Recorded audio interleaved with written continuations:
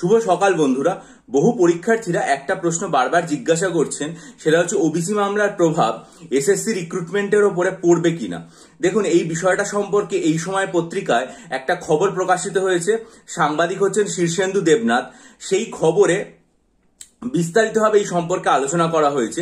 এমনকি public service কমিশনের যে নোটিফিকেশনগুলো বেরিয়েছে, কিন্তু তাদের ফর্ম ফিল আপ পরীক্ষা হয়নি, 2024 সালের WBCS পরীক্ষা হয়নি, এই সমস্ত কিছু কথাই কিন্তু এই সংবাদে উল্লেখ রয়েছে। তবে তার মধ্যে দুটো গুরুত্বপূর্ণ অংশ রয়েছে, যেগুলো আর কি দুজন প্রখ্যাত আইনজীবীর বক্তব্য এবং তারা স্কুল সার্ভিস কমিশনের এই পরীক্ষাগুলো নিয়ে জানাচ্ছেন। আমি সেটা আপনাদের সামনে তুলে ধরতে চাই। কি বলা হয়েছে এই রিপোর্টে?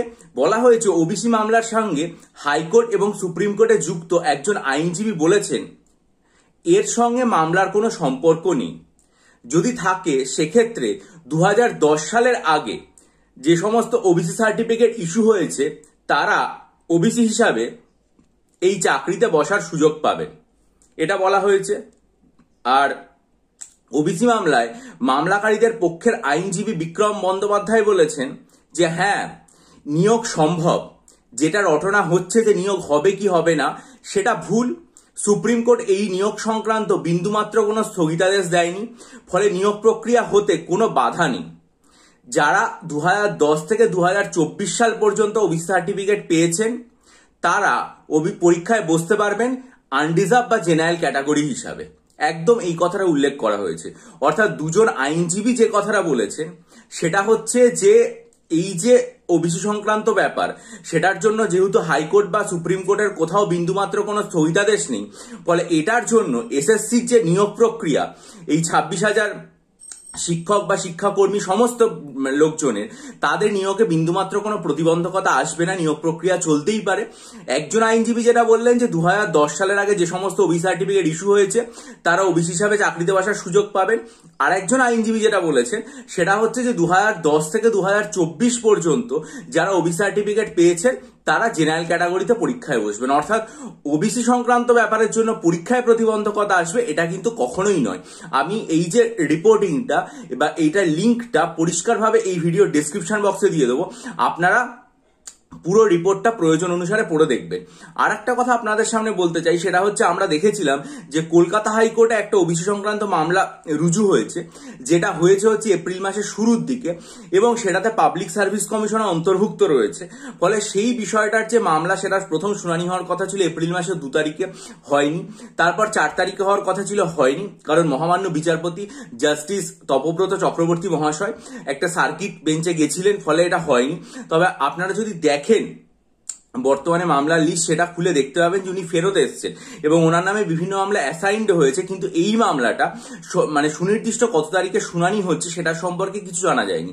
কিন্তু এই যে মামলাকারীদের পক্ষ থেকে আত্মদ্বীপ যে সংগঠনটা রয়েছে, সেই সংগঠনের কর্ণধার, যিনি নিজেও একজন লার্নেড অ্যাডভোকেট মহাশয়, তিনি তার ফেসবুক পেজে একজন পরীক্ষার্থী তাকে প্রশ্ন করেছিলেন, পরীক্ষার্থী বা যে কেউ তাকে একজন প্রশ্ন করেছিলেন আজ থেকে একদিন আগে, যে হাইকোর্টে ওবিসি সংক্রান্ত কেসটা কবে উঠছে। তিনি খুব স্পষ্টভাবে উত্তর যেটা দিয়েছেন, সেটা হচ্ছে সোমবার মেনশন হবে। এখন আজকেই সপ্তাহের প্রথম দিন, আজকে সোমবার, তার মানে নিশ্চয়ই আশা করা যাচ্ছে যে এটা মেনশন হবে, এবং একবার মেনশন হলে সেটা শুনানি বা তার এই সংক্রান্ত যে তারিখগুলো বা আপডেটগুলো, সেগুলো আর কি নিশ্চয়ই জানা যাবে।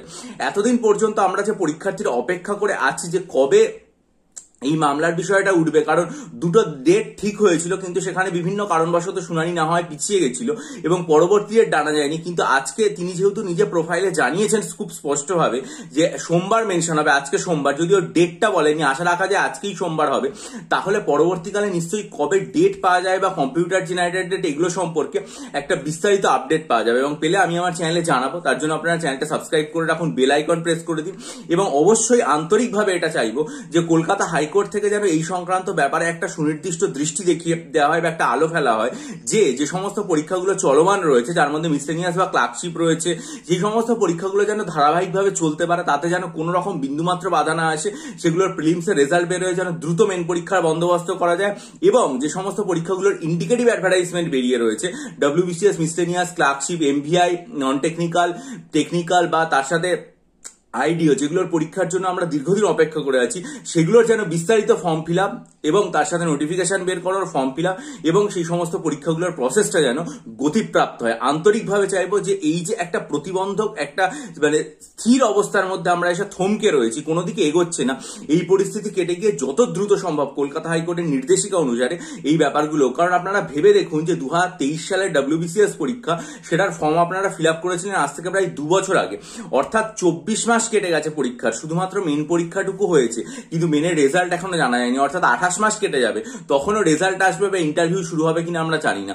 আপনারা ভেবে দেখুন মিসলেনিয়াস পরীক্ষা 2023-এর ফর্ম ফিল আপ করেছিলেন আজ থেকে 18 মাস হয়ে গেছে, সেই সমস্ত পরীক্ষাগুলোর ক্ষেত্রেও কিন্তু কবে এখনো প্রিলিমসের রেজাল্টই আসেনি। ক্লার্কশিপের এখনো পর্যন্ত মানে যে ওএমআর কপি যেটা দেওয়ার কথা ছিল সেটাও এখনো পর্যন্ত দেওয়া হয়নি, তাদেরও আর কি মানে রেজাল্ট কবে আসবে আমরা কিছুই বুঝতে পারছি না। অর্থাৎ এই যে পরীক্ষাগুলোর মধ্যে একটা স্থিতিশীল অবস্থা তৈরি হয়ে গেছে, কলকাতা হাইকোর্টের নির্দেশ নেওয়ায় যেভাবে সুপ্রিম কোর্ট বলে দিল যে 8 মাসের মধ্যে এসএসসি নিয়োগ করতে হবে, সব থেকে ভালো হয় যদি এরকম একটা নির্দেশিকা, ঠিক আছে আমরা 8 মাস চাইছি না, 18 মাস 28 মাসের মধ্যে অন্তত আর কি মানে নিয়োগ প্রক্রিয়াটা সম্পন্ন হোক, সেরকম যদি একটা নির্দেশিকা বেঁধে দেয় তাহলে খুব ভালো হয়। আর নিশ্চয়ই স্কুল সার্ভিস কমিশন যখন তাদের ওয়েবসাইটে বিস্তারিত জানাবে, তখন আমরা দেখতেই পাবো যে সেই ফর্ম ফিল আপের মধ্যে ওবিসির ইম্প্যাক্ট বা কারা বুঝতে পারছেন সেগুলো সম্পর্কে বিস্তারিতভাবে জানতে পারবো। আর এই পরিস্থিতির মধ্যে আপনারা যদি মনে করেন যে মিসলেনিয়াস এবং ক্লার্কশিপ পরীক্ষার জন্য ডেসক্রিপটিভ অ্যারিথমেটিক, ডেসক্রিপটিভ বাংলা, ইংরেজি, কারেন্ট অ্যাফেয়ার্সের স্টাডি মেটেরিয়াল নিতে চান, তাহলে আমার চ্যানেলে 19 জানুয়ারি, 9 ফেব্রুয়ারি এবং 2 মার্চের ভিডিও মনোযোগ দিয়ে দেখে ডেসক্রিপশন বক্সে ইমেল আইডির মাধ্যমে আমার সাথে যোগাযোগ করবেন। ভালো থাকুন, বিজয়ী হন, সফল হন, চ্যানেলটা সাবস্ক্রাইব করে বেল আইকন প্রেস করুন, মন দিয়ে পড়াশোনা করুন, মূল্যবান মতামত দিন এবং অবশ্যই মাথায় রাখবেন একটা, যে যত যন্ত্রণা আসুক, যত অসুবিধাই আসুক না কেন, আপনাদের কিন্তু লেখাপড়াটা চালিয়ে যেতে হবে। কারণ একবার যখন পরীক্ষার ডেটটা ঘোষণা হয়ে যাবে, তখন হয়তো দেখবেন আপনারা মেন্সে বসার আগে 1 মাস বা 1.5 মাসের মতো সময় পাবেন, তার বেশি সময় পাবেন না। 2024টা কিন্তু এই বছর এমসিকিউ প্যাটার্নের জন্য WBCS এর শেষ সুযোগ, সুতরাং যে সময়টা পাচ্ছেন প্রচন্ড যন্ত্রণা কষ্টের মধ্যে দিয়ে যাচ্ছেন বোঝা যায়, কিন্তু সেটা মধ্যে দিয়েও লেখাপড়াটা চালিয়ে যান যাতে আপনারা সফল হতে পারেন। সফল হওয়ার শুভেচ্ছা নিয়ে ভিডিও শেষ করলাম। খুব ভালো থাকবেন, মূল্যবান মতামত দিয়ে ঋদ্ধ করবেন, ভালো থাকুন।